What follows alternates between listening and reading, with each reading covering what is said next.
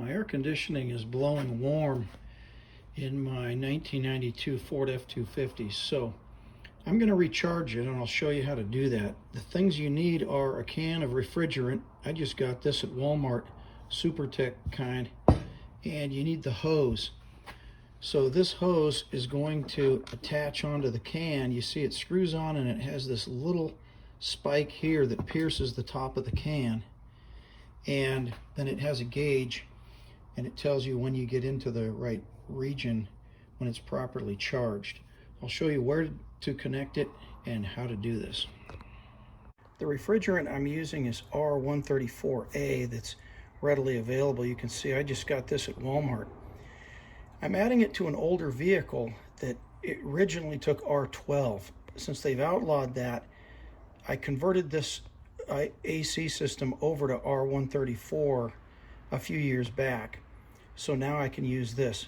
But you shouldn't put this kind of refrigerant into an R12 system unless it's been converted over. First, you screw the hose onto the top of the can.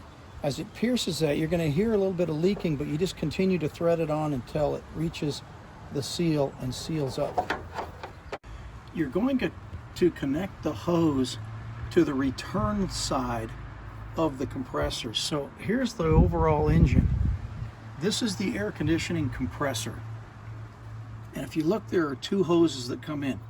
There's one right here, and look at the diameter of that. It's pretty big compared with the other hose that's down there. You can see it's the smaller one. The smaller hose is the high pressure one. The bigger one is the low pressure side. And you find the fitting on the low pressure side. So if I follow that line around, it goes around here and it comes over, and you see right here there's a fitting that's attached to the low pressure side. So I'm going to take the cap off of here, and this is where the hose is going to attach. To attach the hose, you pull back on this part, you put it on, and then you let it go, and it latches on there. I'm going to show you now what I'm going to do before I turn the motor on, because once the motor's going, it'll be too noisy to hear me.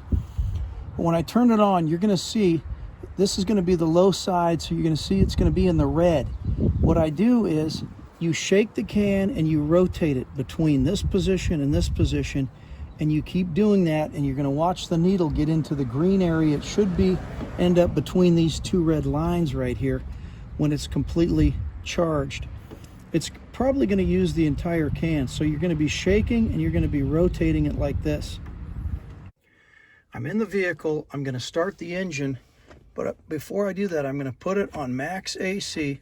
I'm going to put the fan to high, make sure this is on cold. Then I'm going to start the engine and go out and move the can like I showed you. Okay, I'm ready to start charging. If you notice, on the compressor cycles, it goes all the way down near the red region. I'm going to push this button down, and I'm going to start shaking the can and rotating it like this. And you're going to see it start to charge the system. You can see frost forming here and here as it's charging, because the Freon in the can is expanding through the hose into the system and cooling. You can look at the needle now and see that it's on the high end between those two red lines, so the system is fully charged. The other way to tell it's working is to feel the air coming out, and it's ice cold. So that tells you the system is charged and working properly. With the system off, you can see the pressure drops back down. You pull back on this, you'll hear a little gas escape as you disconnect it, and then you put the cover back on, and your system is completely charged.